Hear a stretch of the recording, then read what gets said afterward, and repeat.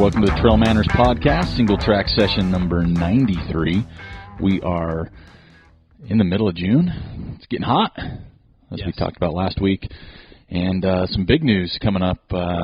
Today's Thursday, so it's coming up today, really. Let's start off. We're going to start off. We're a little over a week out now of Western States. Right. Things are starting to get hot and heavy, though. They are. As we mentioned, we have our contest going. We've got some entrants for that. We'll get to that in a little bit. But just a little quick info on Western States. For a lot of people that don't know, because I've been getting questions about, different things because of our contest. But so here's some things. So here's the course records for the race. Both of them were happening in 2012. Yeah. So those familiar with what happened, I don't know if it was just like optimal weather that year. I can't remember. I can't remember what I had for breakfast today. So I can't remember 2012. Eggs and sprouted toast. See, I didn't have breakfast, so that's easy for me. So the course records, women, Ellie Greenwood in 1647. Right. The men is Timothy Olson in 1446, both in 2012. The Masters course records for the women goes all the way back to 2002. Wow. By an individual that has a little legacy there, Ann Trayson, in 1816. And the men's side in 2013 is Mike Morton in 1545. So if you're not familiar with our contest, what we're asking you is to pick your top 5 male and top 5 female finishers in order, what you think, as well as what you believe the winning times will be. So on the men's side, what do you think the winning time? And the women's side, what do you think the winning time? We've got a huge prize pack. We'll probably go too deep. We got some squirrel's nut butter. Joe, you want to say the Cowboys edition? Because I get hammered. The Coachella. Coachella. That's what we decided. The Coachella. The Coachella. Because we get hammered every week. Right. Turtle Miller was the latest. And I just says, I don't care. The Coco Nino. That's how I'm saying it. Coco Nino. How about this? Close enough. Coco Nino, Coco Nino, Coco Nino. So if I got one of those right, great Coco for me. Loco. Coco Loco, Cococello. Mm-hmm. Since they have their socks out, 5 Drymax now. Yeah. Drymax skipped right over us, but we'll let that slide.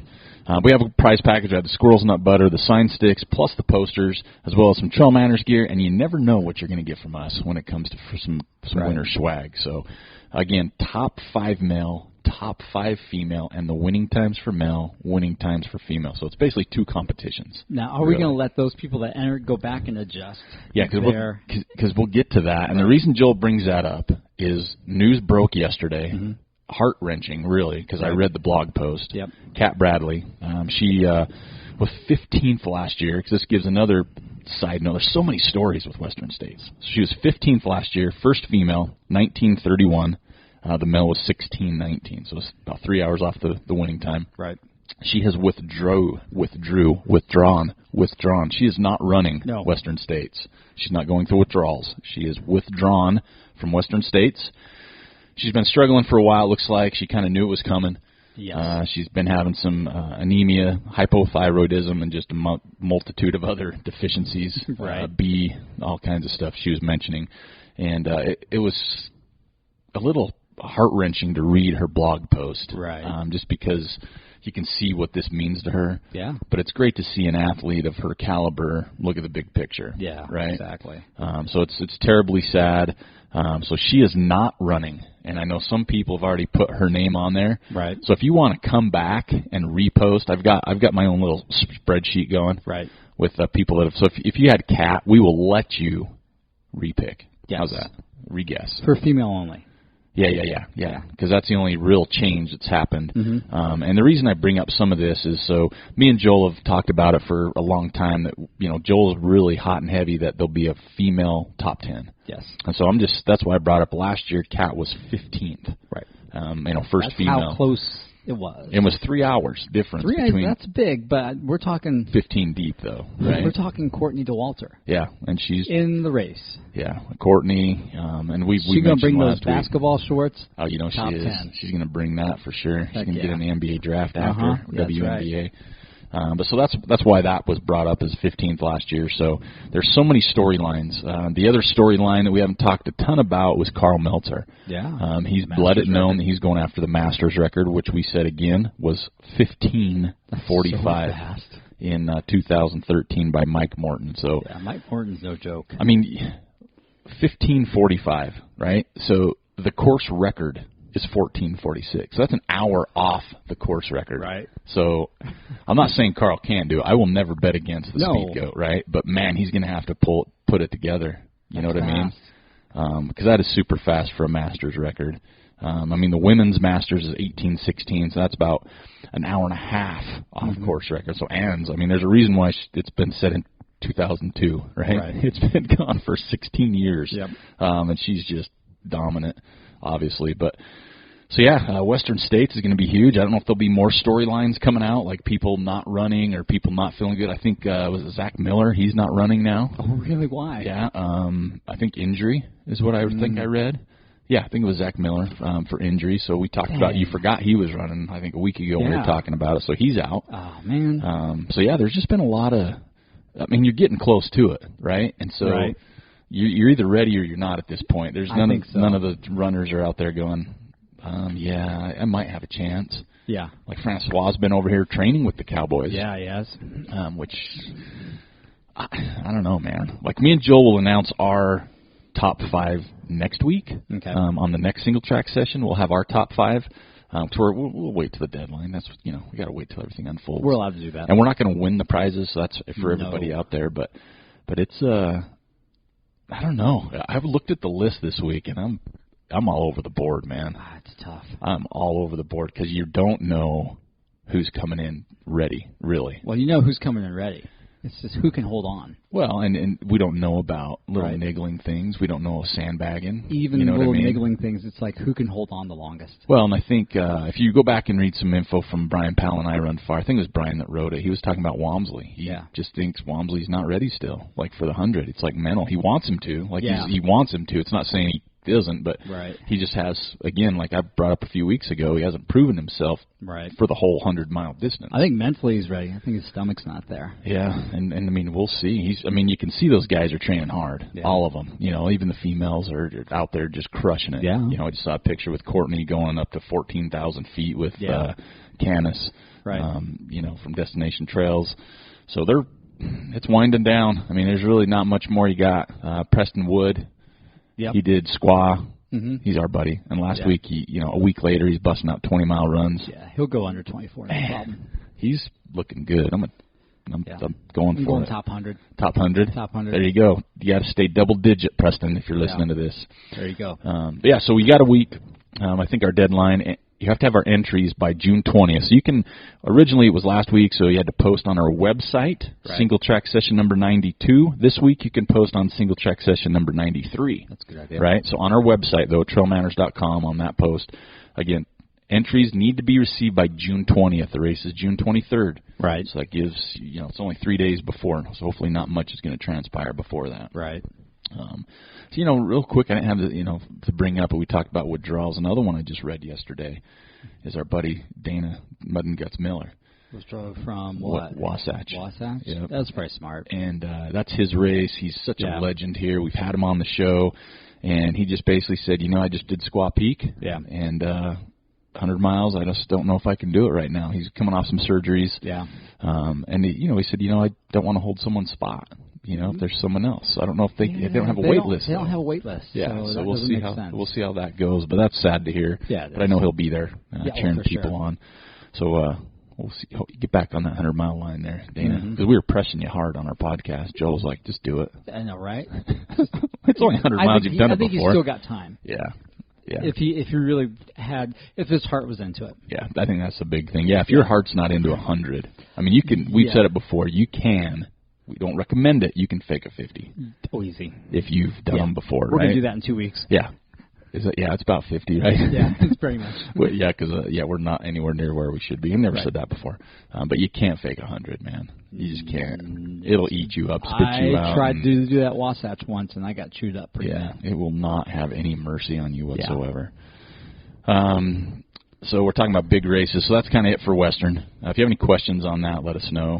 Because the one coming up, I mean, there's Bighorn coming up. There's a lot of big races. But, I mean, we're talking big races. I mean, the next one that comes to mind is Hard Rock. Right. And right now, that Hard Rock is big, but Western, I think. Oh, Western's still the granddaddy. It is. But Hard Rock, as of the last post I saw, major fires in the San Juans, 17,000 acres. They only had it 10% contained. Yeah, that's a lot. And they issued a stage 3 fire restriction, which basically says you can't even come in the forest. Which is pretty amazing. Which is 1.8 million acres. That's a lot. That's a lot of forest. What's interesting is that I think it was Megan from Iron Fire posted that over the last holiday weekend we had, which was Memorial, they had counted 150 unattended campfires. Oh, yeah. In that area. Was it that area? I think it was that area. Okay. And that's just not acceptable. So I didn't know if there was another one that someone was posting about Arizona, too, so I didn't know which one, Mexico, Arizona. Something like that. But that's just not acceptable. No, I don't understand that. Like, I can't process people. Because I look at camping. Right. And I know things have changed since I was a wee young lad, but it seems like that's people that appreciate. Like, why would you go camping if you didn't appreciate being out there, right? Because they don't. Well, that's the thing, and I don't understand it. Like, to me, it's like you want to pay all this money to fake homelessness, you know? Yeah, where people much, that camp. I don't know. I don't get it. I hate forest fires. I hate them. Right. Because so many of them can be prevented with common sense. Yeah, the one in the Columbia River Gorge. People don't have it anymore, and it drives me nuts because they don't give a damn, and it hurts everything. Hurts people. Yeah, they don't care. They don't. That's what it comes down to. They don't care. They're selfish. And how do you change that though? You can't. Because 150, right? It's like you can't have 50 park rangers going around. You know what I mean? Right. To monitor everything. Then if you have a park ranger going around and say, "Hey, you guys need to take care of that," those people will get upset. Oh, yeah. They'll be offended. Yeah, you can't make me put a fire out. Yeah, so screw you. This is my It'll land. burn I'll do what I itself want. out. Yeah, I peed on it. You know, it'll go out. Exactly.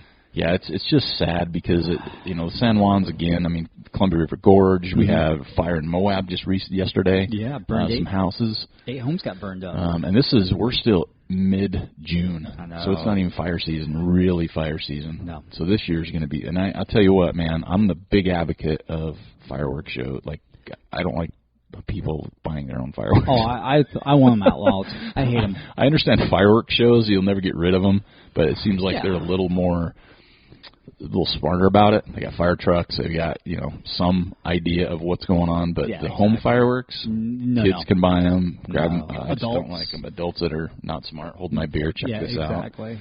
It's sad to see because Hard Rock is threatened right now. It is. They're saying monsoon season's coming, and I'm like, is it going to be too late, though? I mean, you can't make a decision on that 100-mile race the week before. No, the Forest Service could shut it down. Right today, now. And say sorry. Because it looks like they already canceled trail work the week before the race because they don't want people out there. So it's, I don't know. I'd hate to see Hard Rock, and, that's a small picture. I mean, San Juan's on fire is huge. That's the sad part. It is, and people could be losing their homes. Businesses are threatened. Yeah, because people can't get to and from a business. Right? You don't want your lives being in danger. But it's just, and it's all preventable pretty much, right? I mean, we don't know, because they mentioned the one last year in California that was so bad was a power line, right? Right. I mean, there's those things, power line, lightning strikes. But when it's human, just ridiculousness, they just got to hold them to the fire, man, and literally, and just say, you know what, we'll make an example. Because a kid up in Washington. Oh, he's liable now. Did you see that? Yeah, and they fined him and everything. Cheap. Yeah, it was like millions of dollars, it seems like. But it's like, what's that going to do? The kid's not going to, you're not going to take his paycheck away for the rest of his, you know what I mean? It's like, how does that happen? How do you pay millions of dollars back? Maybe dock him for the rest of his life. It's just, and the same with that ding-dong down in Bryan Head that was torching his weeds and set that big fire last year. Yep. I think that he's got to pay for that now. I mean, it makes sense, right? I mean, I'm not saying, some are accidents. The guy torching his weed, okay, it's an accident, but still. No, he shouldn't have been doing it. No, he shouldn't have been doing it, but it's not like he meant, he didn't mean to start a forest fire. Yeah, he was doing what he probably normally does, but you have to, I don't understand how people can't be smarter than that. And it's so crazy. Exactly, right. Like last year, so we're doing some trail work last year with a Forest Service guy. Right. And he was driving his truck up towards where we were doing trail work. Yeah. And he's like, I got to park back there farther. And I'm like, in my head, I'm thinking, well, what about up here? He goes, no, because if my muffler's hot, that's dry grass. And so it's little things, right? Because some people, I wouldn't have thought of that off the top of my head. Right. And I felt bad. And I'm like, oh, man, that could have been me. Right. But it's just, you have to be so careful when you're getting out into dry areas that you can't take anything for granted. And you really have to think a lot more than you should, or you think a lot more than you normally would, I should say. You have to be more conscientious about what you're doing. Yeah, everything around you. And the whole fire thing, fireworks and fires to me, I mean, fires are part of camping, right? I mean, everybody loves their roasted marshmallows, but right. we're at a time now where just, I mean, I remember going with my dad. We were going right. camping. It was like total respect for fire pits, right? Yeah. He was like, had big rocks if there wasn't one there, or there's some, and he was like, it was out before the end of the night. Right. I mean, it was just a lot different now, you know, than you see, like you said, 150. It's like, something's going to happen. So, like, cigarette butts still drive me crazy. I don't care if we're on a main highway with no grass around you. Right. But, I mean, that drives me nuts because that's just stupid. But, yeah, anyway, enough for the rant on the fires. We just hope everybody in the San Juan area and everywhere there's fires are just safe and just, you know, be conscientious, especially those you're going into the backcountry. Anything can happen, and we'd hate to see more of this happen because hats off to the Hot Shots fire crews, everybody working hard to keep guys those. Are amazing.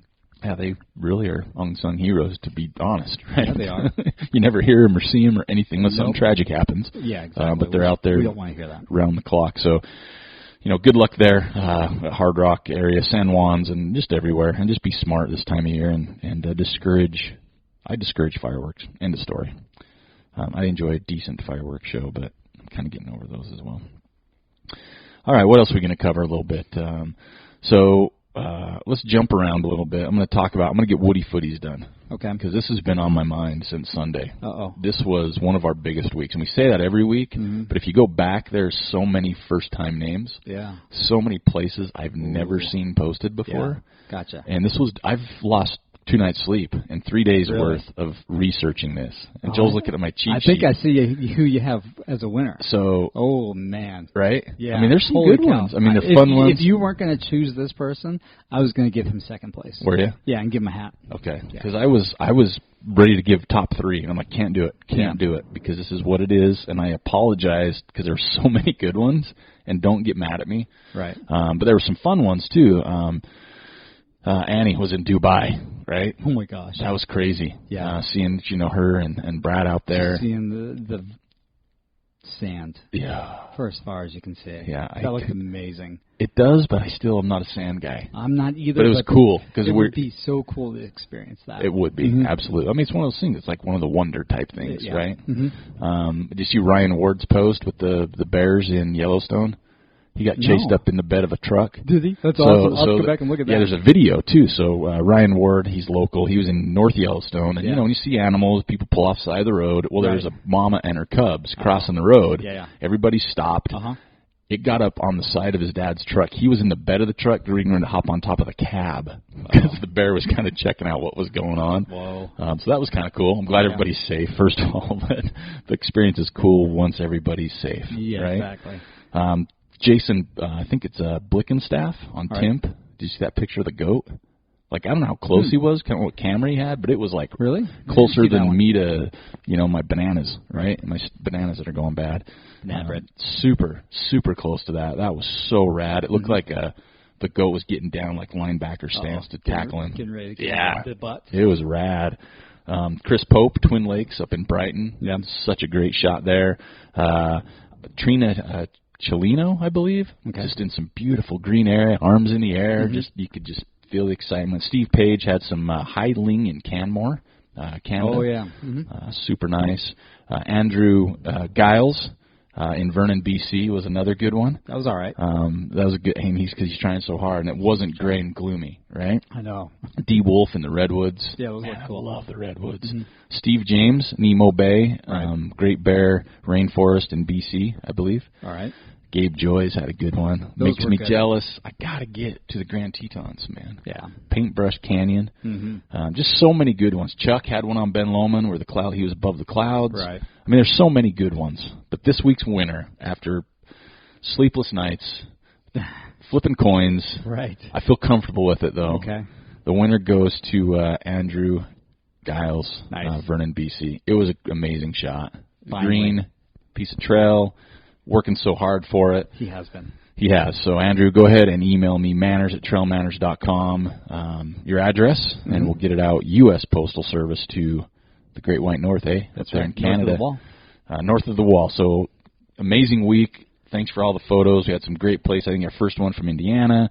We had a bunch from New York, Maryland. A lot of places represented with some great shots. So thanks everybody who participated, and congratulations to Andrew. Represent Canada. Also, let's talk about, we're going to probably have him on the show coming up here, Terry Chiplin from the U.S. Trail Running Conference. Right. We're kind of working with those guys this month. If you're in the area, especially, I mean, for us, it's a little farther to go. It used to be in Colorado, which I wanted to get out, but that's a lot closer than San Luis Obispo. Right. SLO. Right. August 29th through 31st, San Luis Obispo. It's the 6th year of the U.S. Trail Running Conference. It's a great conference for race directors. Runners, I think, is on the last day. And the lineup of speakers they have, man, is what I get excited about, like if I could go. Because, it's just a few names. Luis Escobar, who I've admired from afar for many of years. Tia Boddington, Chrissy Mell, one of our favorites of all time. Emily and Ian Torrance, love Ian. Right. With Sundog Running, they're going to be talking. There's going to be many more. Lots of exhibits down there. Exhibitors, I should say. Plus, on the last day, which is the Saturday, there's the San Luis Obispo Ultra. It's September 1st. If you register for the conference, you get a discount. They've got half marathon, 5K, 50K, a bunch of differences, and just inviting everybody to come out there. It'll be a fun weekend. They're trying to grow it. Beautiful location. If you go to their website at ustrailrunningconference.com, you can check it out. You're right by the ocean there. Yeah. It's being held at a golf course. So that's always nice when they have like clubhouses. Always take care of you there. Oh, yeah. Super cool. It's a unique opportunity to connect with the network with other race directors and trail runners. Right. And this year they're going to be, kind of their theme, I guess, is creating opportunities. When I was on the phone talking with Terry about this, it was really cool because they're trying to tap into, not the norm, right? Whether it's inner city kids, minorities, women, whatever it is, trying to grow the sport. Right. Because I keep seeing more and more articles on. And this, I'll tell you, what a hot topic debate it is. Women in trail running. I understand it, but I don't, right? Because we see a lot of ladies running on the trails. We do, right? In our area. We see probably more women running than men. Yeah, but the thing that I keep seeing is these articles about, they show race statistics. Yeah, so I think that's what they're talking about. And that's where I get torn, because I see some women piping up saying, hey, we don't want like a women entry field, like we have to have so many, because it's kind of reversing it that way. Yeah, it's a reverse discrimination. And if you don't want to, it's a race, right? Yeah. So it's either you want to sign up or you don't. I don't think it's a matter of you can't get in because you're a woman, and I think that's where I lose some of the translation. It's just anybody can register, right? Yes. And so, but it's just a way for races to tap into it. There is some, Trail Sisters, which does a great job. I think they're going to, be talking there. They do an amazing job. They're the biggest advocates right now. They're doing all the heavy lifting. Yep. Pretty much. They really are. They're doing a great job. Gina is with her crew. But I think it's growing. But like Joel says, for us, it's a non-issue. If you go to a race, I'm not saying it's not, but here, there's just like general running. Yeah, last week we do a group run, 7 women, 3 guys. Yeah, we're... Yeah, it was. Yeah.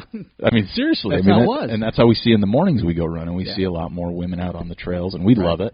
Yeah. And, if you go back and look at our show, I would be, and if someone wants to, go for it. I don't have the time to do it. But I know our guest selection might be 60-40 female. Yeah, definitely. You know what I mean? And I don't know the percentage. It could be 52-48 or whatever. But it's... Right.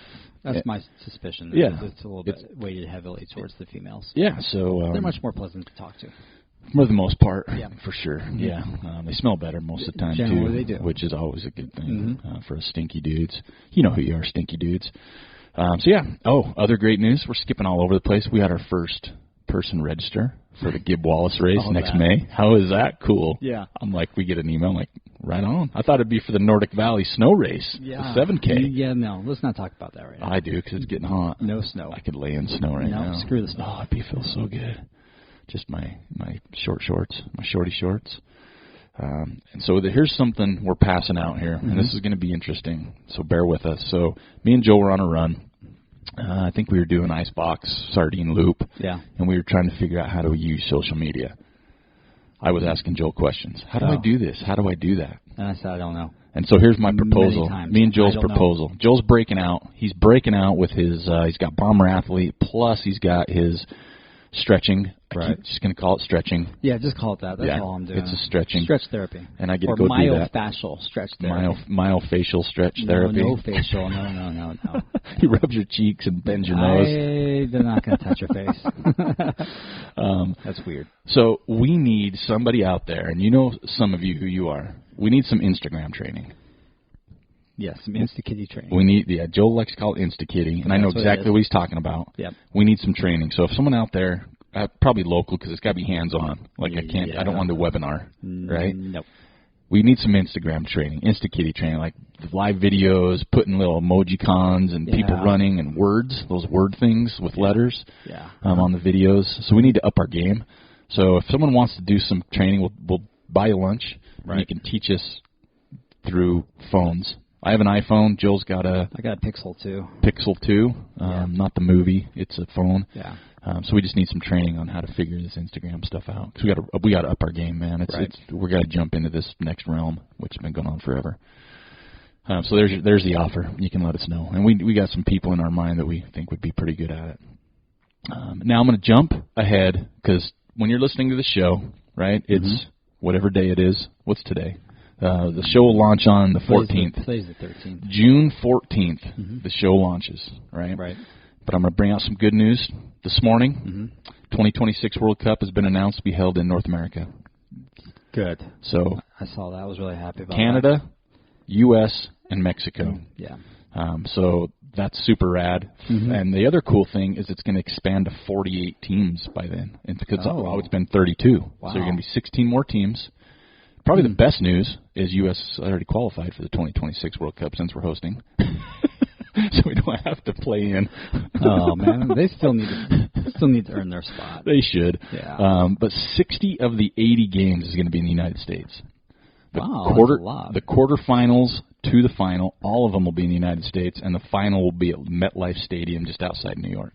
Some of the venues I got are in Denver, Seattle, L.A., a bunch back east. I think there's one in Dallas. Yeah. But that's super cool. Are they playing in football stadiums, or are they playing in MLS stadiums? Well, for the World Cup, I think they'll do some MLS stadiums, but they're going to have to do football stadiums. Just because of the seating. Yeah, but that's lame. But you know how it goes. When these things come around, they revamp everything. Oh, sure. So the pitch is going to be great. It'll be 120 by 60. Yeah, it's not going to be 100 by 50. Yeah, because like they did in the 1994 World Cup, they crushed it. I mean, the teams were immaculate. I went to a game in the Rose Bowl, Argentina, Romania, ridiculous amounts of people, and all the pitches were in great condition. They brought in turf. They did spent a lot of money, obviously, but so pretty excited about that. I'm glad they're coming here. It was out of us in Morocco, and I thought, man, if we lose again, Morocco's cool, but come on. Yeah, well, we lost to Qatar, it was Qatar the last one. That shouldn't even be there. Don't put it in one of those countries that have to spend billions of dollars to upgrade their infrastructure. And then when you leave, it's desert. It's never used. Yep. That's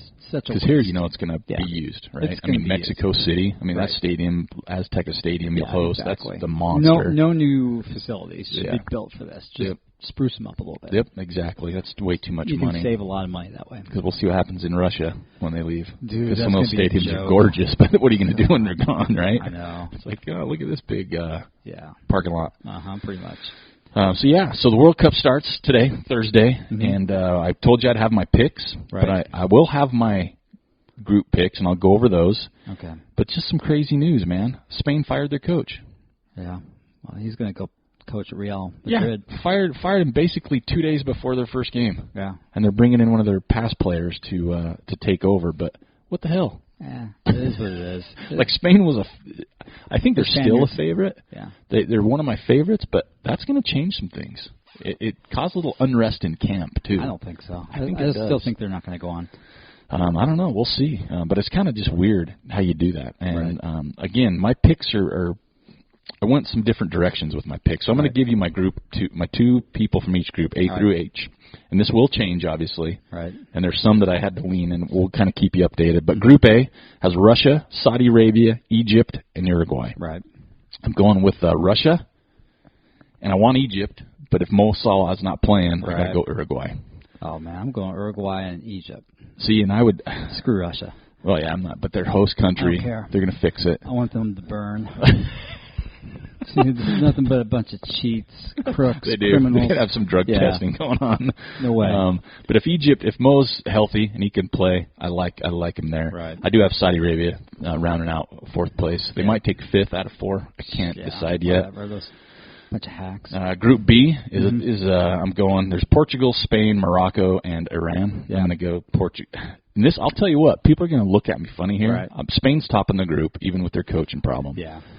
Don't be surprised if Morocco takes second. Portugal's for sure. out. I'm going to go with Morocco. Because Portugal obviously has a really pretty kid with the Morocco's underwear. pissed because they didn't get World Cup. Yeah, and so they're going to be on fire. And Portugal is known to be underachieving. They barely qualified. Yeah. So that's a tough one. Ronaldo's going to blame everybody for not moving on. Yep, it's the LeBron factor. Yeah, exactly. Right? He's got no one to help him. He's got players around him, but he's going to be wearing his tighty whities in his ads over there, posing in some vodka ads in Russia with Yakov Smirnov.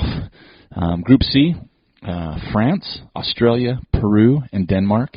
I got France top in the group, even though they didn't look great against the U.S. last week. Nope. They actually looked pretty good. Yeah, they just couldn't finish. They just couldn't finish. Yeah. I agree. I went back and watched that game. Yeah. The U.S. goal was great, goalkeeping error still, and France goal was lovely. And the U.S. goalie was on fire, too. He made some good saves, so he kind of kept them in the game. Second, I'm going with Denmark over Peru. You should. I think Peru's a sleeper. I want Australia because I love the Aussies, but I just can't see them. I think France has just got too many guns. About, like, Australian rules football? Or beer chugging? Yes, exactly. I'd go for wrestling? it. Oh, yeah, for sure. Yeah, for sure. Who has a bigger knife? Go Australia. For sure. Group D, again, torn here. We have Argentina, Iceland, Croatia, and Nigeria. Yeah, Argentina, now, I have Argentina, right? Because I think Messi can carry a team, and he's got some help. But the next 3... Iceland would be my sleeper in that group. Iceland would be my favorite. Yeah. Like, I love Iceland after the European Championships. If South Africa teams or African teams in the past, you don't know what to expect. Exactly. They're crazy fast. They're unreal. Tactically, they falter a lot. Oh my gosh! all over the place. They're like the baby giraffe out there trying to chase down the ball sometime, right? It's just like that skill set's not there, but athletically they're the best people in the world. And they've got some skilled players now. Yeah, exactly. I have Croatia right now. Right. Because they do have some phenomenal players. But I wouldn't be surprised there at all if Iceland or Nigeria snuck in. Yeah. Because I remember, that's a hard 94 group. World Cup, Cameroon, Roger Milla, 70 years old, came out and started scoring goals for them because they were on fire. And I can see that. And Nigeria may have the coolest kits of the World Cup. They can light it up, for sure. You see him. So Alex Iwobi, watch for him for Nigeria. Group E, Brazil, Switzerland, Costa Rica, and Serbia. Brazil, Okay, so I'm not a huge Brazilian fan for many reasons, but I have been watching their training, and they're having fun, right? Yeah. They're having fun, so they're clicking, and that's always been a Brazil problem. Right. They've had players like Neymar's and Ronaldo's, and they just haven't been clicking. Right. But I like Brazil. I think they've got really good camp right now.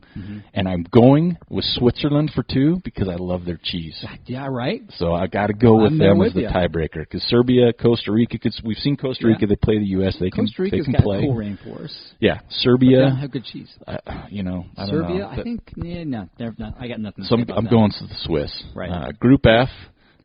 Germany, Mexico, Sweden, and Korea Republic. Okay, Germany's got good beer, good. I got Germany, but they're having some camp problems. Right. 2 of their best players posed with the Turkish president. Germany and Turkey at odds, so these 2 players are kind of on the outs. They'll get so you got some turmoil there. Trust me, they had a fight. Not those 2, and 2 other players had a fight in training. They're going to have a beer, but it's the Germans, man. The Germans are like tactical. Precise. They got some players.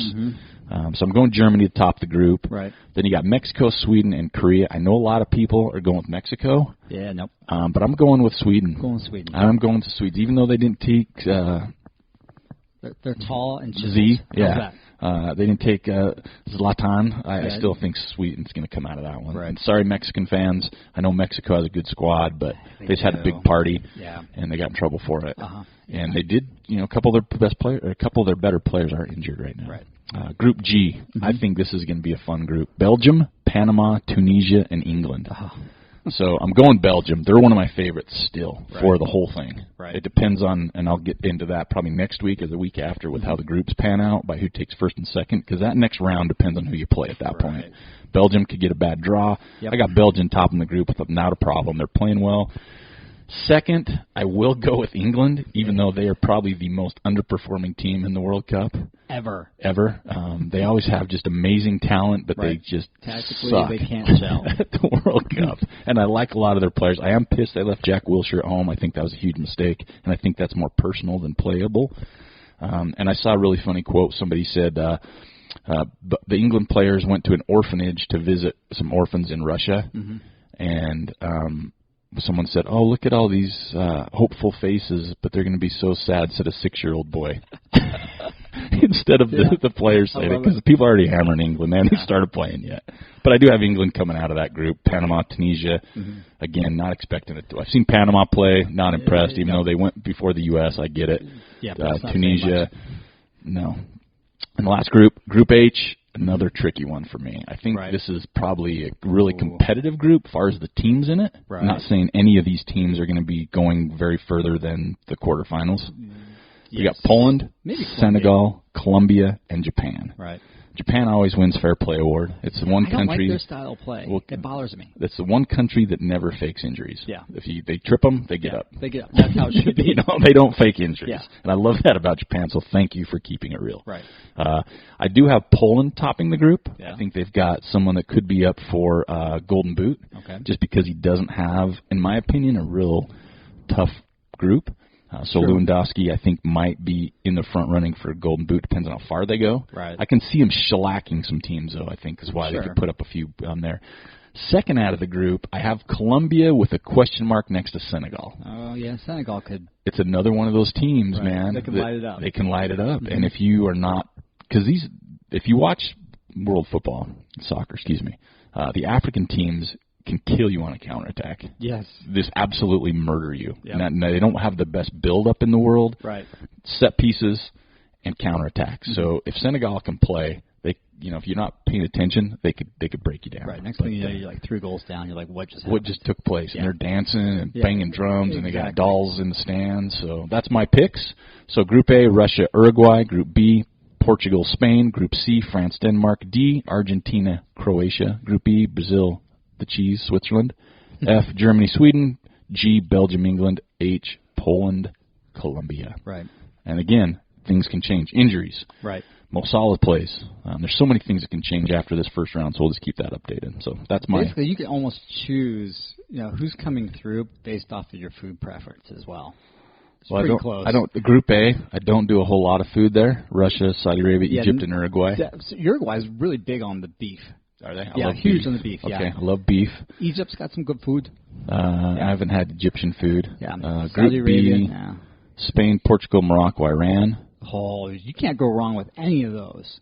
Really? I don't know what Iran. That could be a toss-up what on do Iranians eat? Dude, good food. Like what? Yeah, you got something, Andy? No, not in my back pocket. All right, I don't either. Yeah. I don't. France, Australia, Peru, Denmark. Okay, France, duh. Yeah. Australia. I've never had kangaroo or alligator. Kangaroo. Do you not eat those? Probably there. Wallabies. Dude, I'm not sure they do that. That's like eating a horse here. Group D, Argentina, Iceland, Croatia, Nigeria. Yeah, Argentina, big on the beef. Okay. Iceland, yeah, Iceland, icicles. No, they eat weird stuff do they? up there. Yes. All right. With lots of vowels and consonants. Yeah, they do. Group E, Brazil, Switzerland, Costa Rica, Serbia. Duh, come on. Brazil. Brazil. I've been to Brazilian grills. They do a lot of meat. Yeah. Yeah. Group F, Germany. Duh. I crush a brat right now. Yeah. Mexico, I don't have going through, but I do like Mexican food. I do too. I like tacos. Sweden and Korea Republic. Me and Joel are offending so many people now. We are, and that's okay. It's in good fun. Because we don't know. Yeah. Belgium. Panama, Tunisia, England. Okay, England. I like some good fish and chips. Yeah. Yeah? England. Belgium. Waffles. I love Belgium waffles. Yeah. French fries, French toast up in France. Mm-hmm. I bet you Tunisia's got some good... I bet they got some grub. Good, tasty stuff. Group H, Poland, Senegal, Colombia, and Japan. I love rice. I like ramen. I do, but Japan isn't on my pick. No. Poland, Polish sausage. Yeah, you got to go with Polish sausage. Colombia, necktie. I don't know. That's not a food, though. It's a Colombian necktie. That's dangerous, so we don't like that. Senegal, again, they can grab it up party, for sure. Right? Yeah. Yeah, I like that. So if we offended you, close. sorry. if you got top picks for us, let us know, too. Let's do some Strava week before we kill ourselves. Distance, Andrew Smith out of London, 136.8. Oh. Yeah. That's a lot of road running over there. Run time, Dan Hawk, 34:39 out of Maryland, and climbing, John Fitzgerald from Montana, 22:620. Woohoo! So well done. Okay, 2 Ask TrailManners questions. All right. And these are pretty good. Okay. So this one, Ask Trail, simple question. I am a little hesitant about downhill running. Seems like every time I let it loose, I either trip or almost step on a snake. Any tips? Thanks, Dave. That must be Dave from St. George. It is. Yeah. So downhill running, Joel, you want to take this? You can crush it downhill. Dude, you got to keep your hips square. Okay. You got to look down the fall line, and you just go. Yeah? Yeah, really. You just go for it. And just be prepared. Yeah. Things happen. You do trip. You have to keep your hips square and just light steps and just go for it. Well, if you got the brakes on all the time, that's when you're going to... That's when you fall, and that's when it hurts, too. Oh, my gosh. Because your quads are crushed. We did that at Mainlands last week. We were going slower than normal, and it's like, this hurts. So sore. Yeah. But the snake thing, oh, man, I get you. I understand about that. But if you're going fast enough, you can jump over them. Then you can react faster, too. And if you're going fast, they don't have as much time to size you up, right? Because it's happened. They're like, what was that? Right? So no, really, I mean, it's about keeping your hips square, light feet, looking down the fall line, looking ahead. Don't look down. And then you're kind of like subconsciously pre-playing your route through the rocks and through the roots. And I find if I'm going slower than my normal pace, it feels so awkward, and you're not as fluid.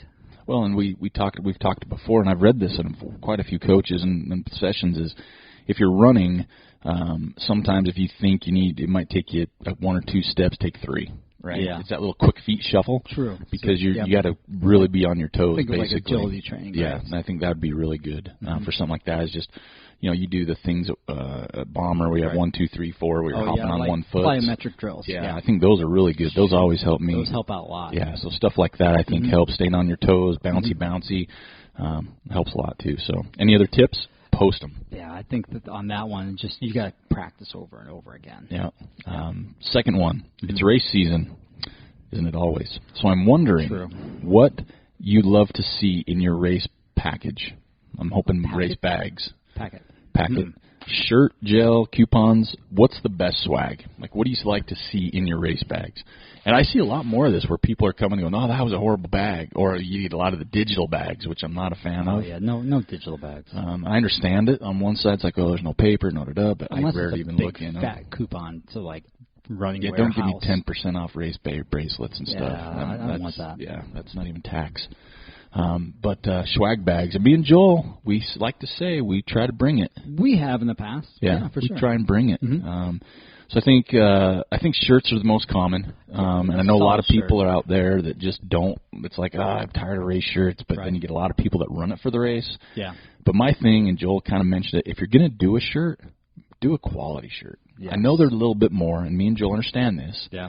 But would you rather, as a race director, give out a shirt that's going to go in the garbage, go to Salvation Army, be a weed-eating shirt, or would you have a shirt that people are going to wear? Yeah, that's and they're going to market your race, because that's what we like to do. We do a nice, comfortable blend shirt. Definitely blend. And we see our shirts. We do. People wear them. And you're like, that's a good-looking shirt. Oh, that's right. That's one of our events. And people even say, like, man, I love the comfort of your shirt. And then we have some that are like, I've had race shirts that I pick up out of the bag, and I'm like, I'd probably leave this in a hotel. It's those anvil shirts. Don't get thick, crusty. Oh. Yeah. Hate those. So I think that's one thing. Gels, I'm never opposed to having gels in my bag for a couple of reasons. One, I like to try new gels. Like if it's just going to be the same old goo, lemon, limes, maybe not. But some people like it, right? I mean, it adds a little bit to the race package. And let's face it, most of the time you get them for free or super discount. Yeah, exactly. So that's not a big thing. Me and Joel haven't really done gels. Nope. We haven't done a whole lot of nutrition stuff. Nope. But if you can get that arrangement with a good nutrition company, sometimes it helps them get their word out too. Right. Because some people get so stuck in their ways, or hey, I don't want to pay for something and try it if they get it free. That could help them out. Coupons, It's got to be a good coupon. And that's so hard as a race director to pull that off. Yeah, it almost comes to sponsorships. Yeah, it would have to be like, okay, Running Warehouse is going to sponsor Western States, right? Yeah. That would be how you're going to get a good one. Yeah, it's just, it really does depend on... Unless you have a local company. Yeah, that's right? really cool. Say a local running store wants to give you 20% off. Yeah, that helps. That'd be good. Yeah, that really helps. And I think, and again, example, because where we're at, Jim Skaggs does his registration at Wasatch Running Center. Right. You go in, pick up your packet race day, you get discounts just for being a runner. Yeah. Right? So it's not like there's a coupon in the bag, but it's like nutrition's 25% off for runners. I think that collaboration is much more valuable to a racer, a runner, than, say, 10% off your ID bracelet. Yeah, I absolutely do. Because if you're going to want one of those ID bracelets, you either have one, or 10%. 10%, to me, it's got to be 25% to sway me. Anything below 25%, I'm really not pulling the trigger. Probably not. 10%, I'm like, that's not even worth my time. I can probably find it cheaper somewhere else. A couple bucks. 20% might cover your tax and something. 25%, I'm interested. Now we're talking. Yeah, I'm interested. So I think that's, to me, if you're going to do coupons, they got to be worthwhile. Because you also got to figure, if people are printing those, that costs a little bit of money. It does. So you got to make it worthwhile. Why print something for 10% where you know pretty much no one's going to use that? I like a hoodie. Oh, see, now this is where we're stepping the game, right? We've seen more. Yeah, if you're going to step it up, bring me a hoodie. Well, so Ty Draney was the first one I saw doing hoodies. Yes. And I'm going to tell you what, when he did hoodies, that's what helped grow his race originally. For sure. Because people are like, oh, I want a hoodie. Yeah. And you see people wear their hoodies. I love those hoodies. Everybody wears them, right? Different colors every year so you can mix it up. But hoodies, way nice step jacket. Up game. Nice jacket. Yeah. See, that's the thing. I think that's when you get into even a sponsorship thing. Yeah, nice good hat. Yeah, not a junker. No, but good get a good hat because, again, people are going to wear it. Yeah. And they're going to market your race. It's free. Yeah. It's not free marketing, but it's marketing that you couldn't do otherwise because they're going to go back to the running group. Right. They're going to wear their shirt, their hat, their hoodie. Right. Oh, would you run that? Yeah. And they talk about your race. For sure. Right. So if you have a good race, you're going to crush it. If you have a crappy race, you just hurt yourself. Right. I don't want paper information in my race. No. I usually unless it's about another race. Those are all right. Yeah. If it's a postcard about another race, I'm okay with that. But Yeah. I don't want something from a sponsor saying, "Hey, check out our new thing." I don't want that. I'd rather have the sponsor there with the table. If you can, that'd be awesome. I mean? So I can go over and talk to them. Instead of having it just say, you know what, here today you get this percentage, or here, try this for free, as opposed to a piece of paper in your bag. I'm kind of moving towards the mindset of not having a bag, period. We've talked about that, where people check in and everything's displayed right out there, and if you want it, you take it. If you don't, you walk by. Exactly. Yeah. I know there's some ease there for check-in. If you just hand someone a bag, the line goes quick. Right.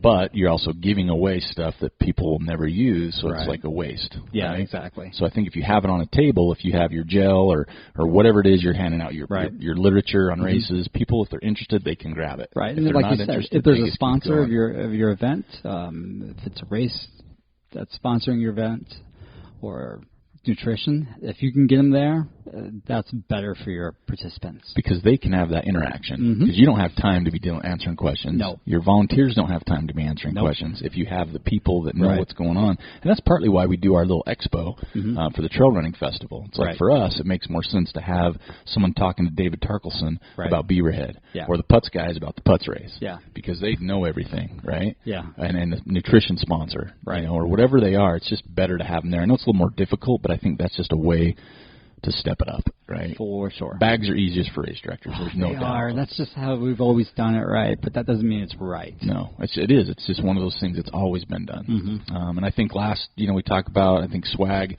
I think fun stuff, koozies, something that people are going to use that may not be expensive, that's fun. Right. Something they don't see a lot of. Those a koozie, pint glasses that, Putz had. those pint mugs, those mugs that they have. Metal ones. The metal mugs, oh my gosh.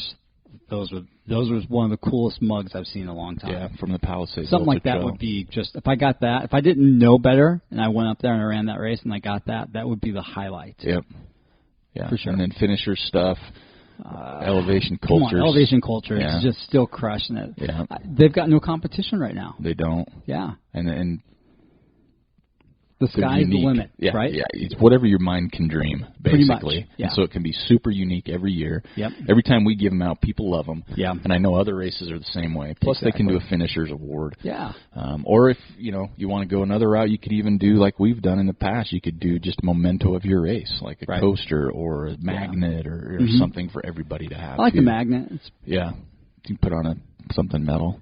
Yeah, refrigerator. Yeah, those work. Yeah, your filing cabinet. But I think that's kind of, and I would love to hear people comment on Facebook on this as your favorite swag. Yeah. I've seen sunscreens and lip balms and I like all sunscreen. kinds of stuff. Sunscreen's nice because you never have it. Yeah. I never do. And so if I get one in my bag, I'm like, I could take that with me. Yeah, exactly. So if you can get a cool sunscreen company, Squirrel's Nut Butter. Yeah, I can't go wrong there. Seriously, that's like one of, if I had that in my bag and that was it, I'd be happy. Right. But it goes back to the same thing. Like when we had our last event, he had them on the table. We could put them in a bag. Exactly. People wanted it, and he got to talk to them about it. Exactly. It's like, what is this? I'm going to tell you what it is. Mm-hmm. And then people are like, oh, cool. As opposed to just having it, and they're like, okay, where do I put it? This is weird. I don't have any squirrels. Where do I put it? Exactly. I hope that answers your question on that. So that was the only two we had this week, so keep those coming. I think that's all we have for this week. I can't think of anything else other than I'd really like to wish all the fathers out there a happy Father's Day this week. Be a good dad. Be a good role model. And crush it. Just like we tell the ladies every year. You can be a runner and a father. It's okay. It's a father runner. Anyway, that's it for this week. If you have any questions, let us know. Please comment on the Facebook post for episode number 93, whether it's World Cup based, Western States based, Ask TrailManners based. Send us your questions. Firefighters, you stay safe out there. Thanks for everything you do. And if you have time, please head over to ustrailrunningconference.com. Check out what they've got going on coming up. Super cool event. This closer, boy, we sure would love to be there. There's some great stuff. So this is Eric and Joel, episode 93, and we're out.